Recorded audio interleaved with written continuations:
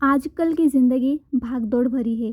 Traffic की आवाज़ें, office की टेंशन और घर लौटते ही थकान से भरा हुआ माहौल। लेकिन क्या आप जानते हैं कि इस भागदौड़ भरी ज़िंदगी में हमारी सांसें भी खतरे में है। ट्रैफिक से निकलने वाला धुआं, फैक्ट्री और गाड़ियों की जहरीली गैसें और यहाँ तक कि घर के अंदर मौजूद क्लीनिंग प्रोडक्ट्स, इलेक्ट्रॉनिक्स, पेंट, इन सब से निकलने वाले टॉक्सिन घर के अंदर की हवा को प्रदूषित करते हैं। और आपके घर की हवा बाहर की हवा से कई गुना ज़्यादा प्रदूषित हो सकती है। ऐसा मैं नहीं, ये WHO द्वारा प्रमाणित है और कई सारे रिसर्च पेपर भी बताते हैं। ये छुपा हुआ प्रदूषण धीरे धीरे हमारी सेहत पर असर डालता है। सांस की दिक्कत, एलर्जी, थकावट और खराब नींद। WHO के अनुसार इंडोर एयर पोल्यूशन आज का एक साइलेंट किलर बन चुका है। कई जगह हवा को शुद्ध करने के लिए एयर प्यूरिफायर लगाए जाते हैं, जैसे कि घर में, होटल में या फिर ऑफिस में। पर क्या आप जानते हैं, इस प्रदूषण को हम कई हद तक प्लांट की सहायता से भी कम कर सकते हैं। ये प्लांट्स हवा को शुद्ध करने के साथ साथ तनाव और थकान को दूर करते हैं, नींद में सुधार लाते हैं और आपके घर में भरते हैं शांति और ताजगी।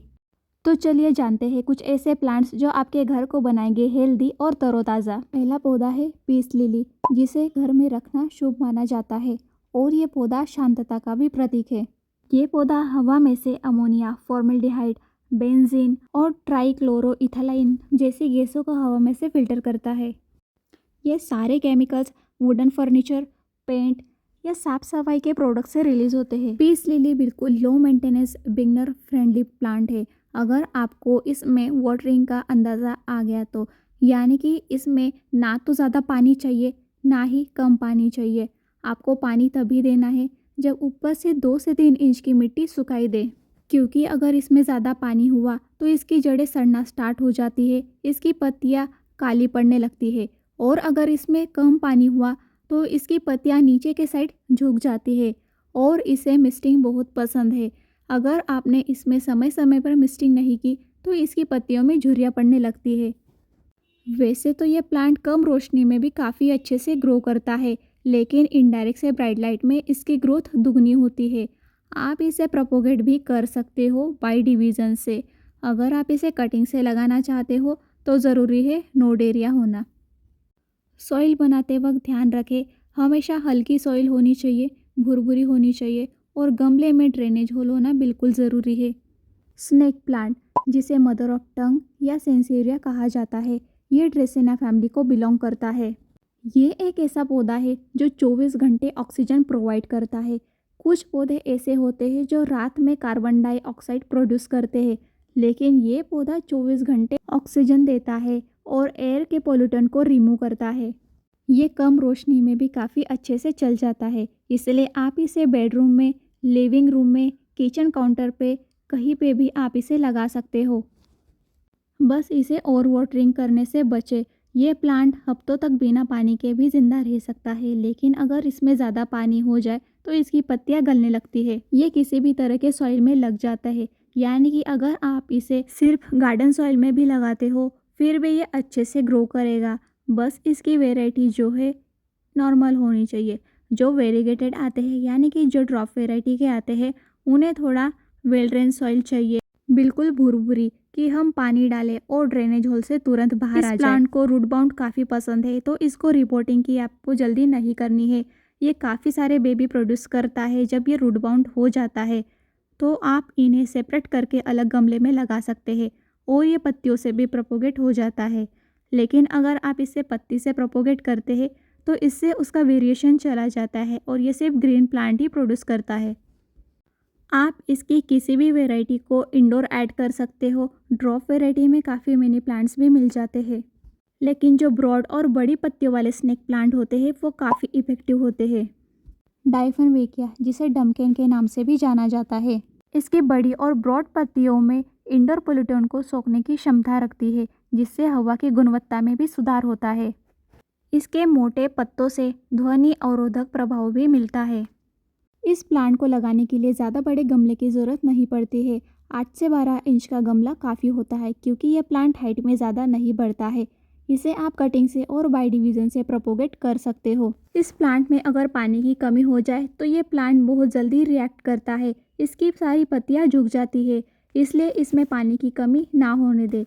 जब भी इसकी 2 से 3 इंच की मिट्टी सूखी लगे तो इसमें आप तभी पानी दें। ये पौधा थोड़ा विषैला होता है, इसलिए इसे बच्चों और पालतू जानवरों से दूर रखें। ड्रेसेना रेफ्लेक्सा, जिसे सॉन्ग ऑफ इंडिया के नाम से भी जाना जाता है, इसकी वेरीगेटेड धारीदार चमकदार पत्तियां इसे काफ़ी आकर्षित बनाती है। क्योंकि यह प्लांट कम रोशनी, इनडायरेक्ट लाइट, ब्राइट लाइट, किसी भी लाइट कंडीशन को झेल लेता है, तो इसे आप इंडोर भी लगा सकते हो। ये पौधा हवा में से बेंजीन, ट्राइक्लोरोइथाइलिन और फॉर्मेल्डिहाइड फिल्टर करता है और एयर को प्यूरिफायर बनाता है। ये एक छोटी सी कटिंग से भी प्रोपोगेट हो जाता है। अगर आप इसकी समय समय पर प्रूनिंग करते हैं तो ये बहुत सारी ब्रांचेस निकालता है और इसी तरह ये घना होता रहता है। ये प्लांट भी मैंने कटिंग से ही लगाया था, जिसकी ग्रोथ काफ़ी अच्छी हो रही है। ये पौधा किसी भी तरह की सॉइल में एडजस्ट कर लेता है, लेकिन आप इसे भुरभुरी और वेल ड्रेन सॉइल में लगाते हो तो इसकी ग्रोथ काफ़ी अच्छी होती है। और इस तरीके से आप कटिंग से आसानी से मिनी गार्डन तैयार कर सकते हो। ये मिट्टी और पानी में दोनों ही जगह प्रोपोगेट हो जाता है। जीजी प्लांट, जिसकी पत्तियां काफ़ी सुंदर, लश ग्रीन और वेरीगेटेड भी आती है। इसकी चमकदार पत्तियां इसे काफ़ी खूबसूरत बनाती है। ये हवा में से CO2 और काफ़ी हानिकारक टॉक्सिन जैसे कि ज़ाइलिन, फॉर्मेल्डिहाइड, बेंजीन को अवशोषित करता है और हवा को शुद्ध बनाता है। ये NASA recommended air purifier plant भी है। प्लांट कम रोशनी और कम पानी में भी अच्छे से ग्रो करता है, यानी कि यह प्लांट हफ्तों तक बिना पानी के रह सकता है। बस इसमें और वाटरिंग नहीं करनी है, क्योंकि इस प्लांट में जड़ों के साथ साथ राइजोम होते हैं जो बिल्कुल आलू की तरह होते हैं। अगर इसमें ज़्यादा पानी हुआ तो वो सड़ने लगते हैं, जिससे ये प्लांट खराब होता है।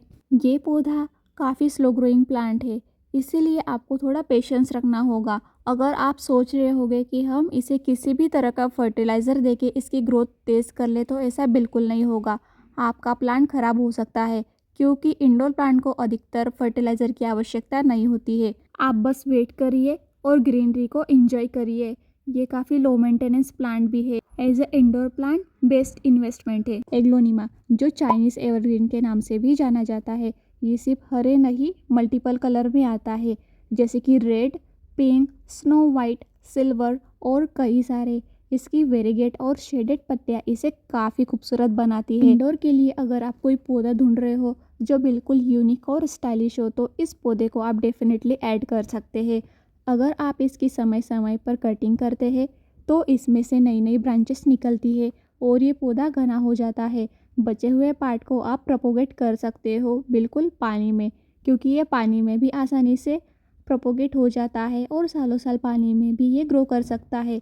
अगर आपको मिट्टी में लगाने में दिक्कत हो रही है तो इस तरीके से आप इसे पानी में भी ग्रो कर सकते हो।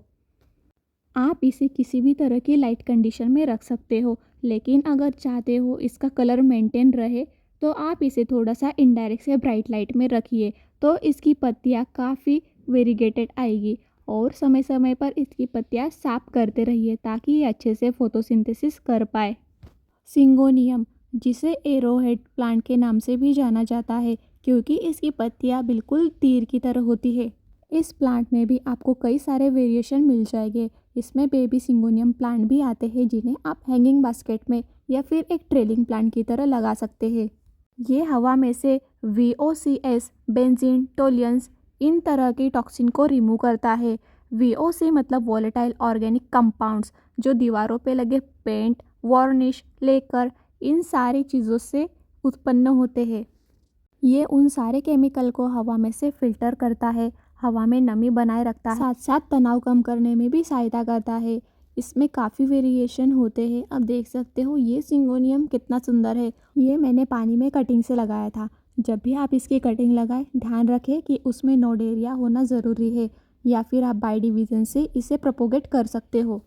ये कम रोशनी में भी चलता है, लेकिन इसकी पत्तियाँ इतनी वेरीगेटेड और इतनी ब्रॉड नहीं आती है। अगर आप चाहते हो कि इसकी पत्तियाँ खुलकर आए और बिल्कुल सीधी आए, तो आप इसे इनडायरेक्ट से ब्राइट लाइट प्रोवाइड करिए, काफ़ी अच्छे से ग्रो करेगा।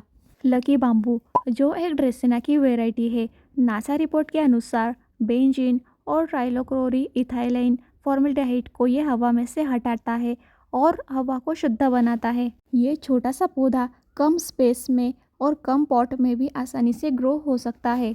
आप इसे पानी और मिट्टी में दोनों ही जगह ग्रो कर सकते हो। मैंने मिट्टी में ग्रो किया है, इसलिए इसकी ग्रोथ बहुत ज़्यादा फास्ट हुई है।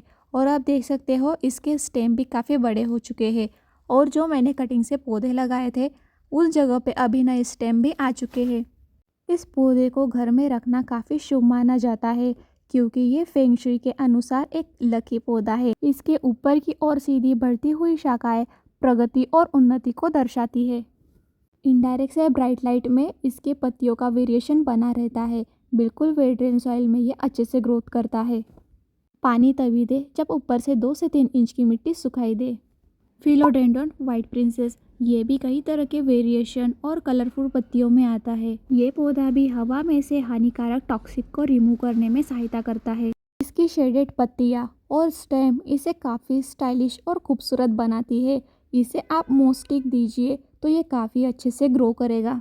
ये प्लांट लो मेंटेनेंस नहीं है, क्योंकि इसमें पानी का विशेष ध्यान रखना पड़ता है और साथ ही साथ में इसकी मिट्टी भी अच्छी होनी चाहिए, नहीं तो इसकी जड़ें तुरंत सड़ने लगती है। तो इस प्लांट को अगर आप खरीद रहे हैं तो पहले उस प्लांट के बारे में जान ले, और अननेसेसरी आपको रिपोर्टिंग नहीं करना है अगर वो नर्सरी से ही प्लास्टिक पॉट में आया है, नहीं तो वो प्लांट बहुत जल्दी मर जाता है। फिलोडेंड्रॉन के कई सारे वेराइटी आते हैं, कुछ लो मेंटेनेंस होते हैं। बिर्किन और जनाडू इस तरह की वैरायटी को आप ऐड कर सकते हैं। फाइकस इलास्टिका जो रबर प्लांट के नाम से जाना जाता है, ये भी वेरीगेटेड पत्तियों में आता है। ये बिल्कुल बिगनर फ्रेंडली है, लो मेंटेनेंस है और हवा को शुद्ध करने वाला नासा रिकमेंडेड प्लांट है। इसकी पत्तियाँ काफ़ी ब्रॉड और बड़ी होती है, इसलिए ये टॉक्सिन को अच्छे से रिमूव करता है और काफ़ी ज़्यादा मात्रा में ऑक्सीजन को रिलीज़ करता है। साथ ही साथ ये हवा में नमी भी बनाए रखता है, जिससे हवा ड्राई नहीं होती है।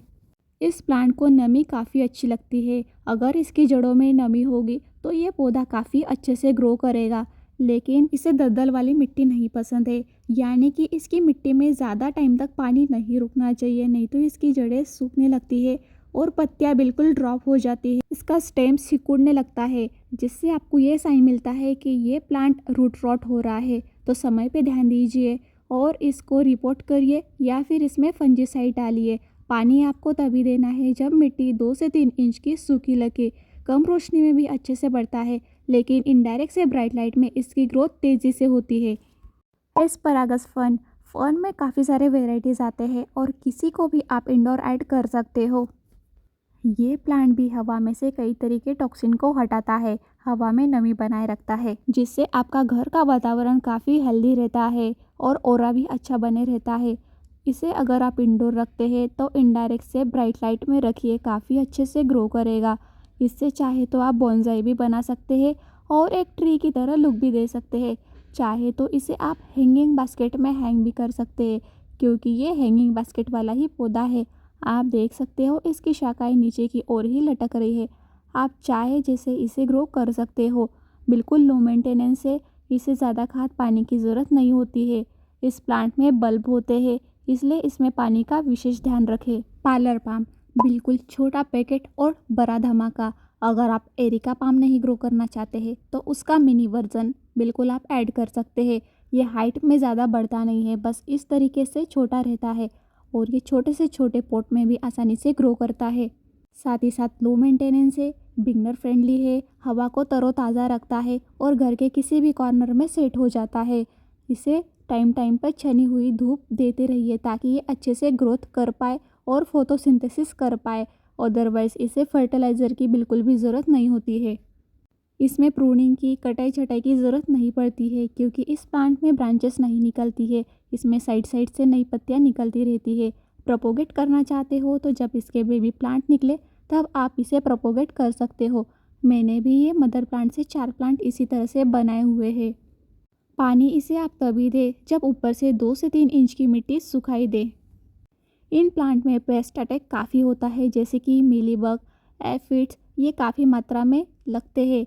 तो आप समय समय पर इसमें फंजीसाइड का स्प्रे करते रहिए, तो आपका प्लांट हेल्दी रहेगा और तरोताज़ा रहेगा। एरिका पाम, जिसकी पत्तियाँ काफ़ी बड़ी बड़ी, लश ग्रीन और चौड़ी होती है, इसलिए ये ऑक्सीजन को उत्सर्जित करने का और टॉक्सिन रिमूव करने का काफ़ी मात्रा में काम करती है।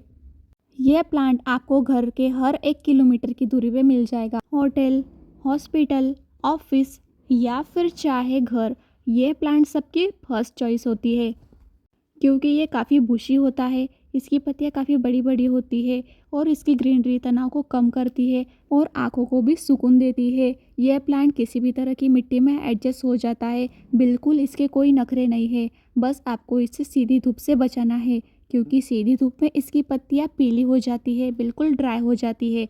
समय समय पर इसमें मिस्टिंग करते रहिए ताकि इसकी पत्तियाँ चमकदार और बिल्कुल लश ग्रीन बनी रहे।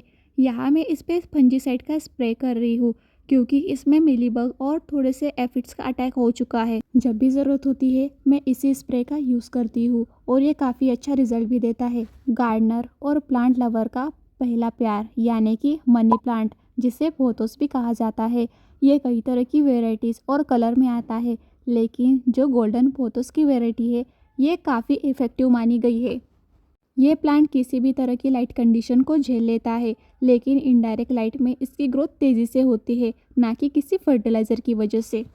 इसे फर्टिलाइज़र की उतनी आवश्यकता नहीं होती है। साल में बस आप 1 से 2 बार इसे फर्टिलाइज़र दीजिए या फिर घर में जो भी दाल चावल का पानी निकलता है वो आप इसे देते रहिए, तो इसकी ग्रोथ दुगनी हो जाएगी। इंडोर डेकोर और हवा को शुद्ध करने के लिए बेस्ट ऑप्शन है। कटिंग से भी आसानी से प्रोपोगेट हो जाता है। इसे घना बनाने का बस एक ही तरीका है कि आपको इसके मल्टीपल कटिंग एक ही गमले में लगाने होंगे, तब ये प्लांट बुशी बनेगा, ना ही कोई बेवजह फर्टिलाइज़र देके। अगर आप वीडियो यहाँ तक देख रहे हो और जानकारी अगर आपको पसंद आई हो, इन्फॉर्मेटिव लगी हो, तो चैनल को सब्सक्राइब करना और वीडियो को लाइक करना ना भूलें। मिलती हूँ नेक्स्ट वीडियो में।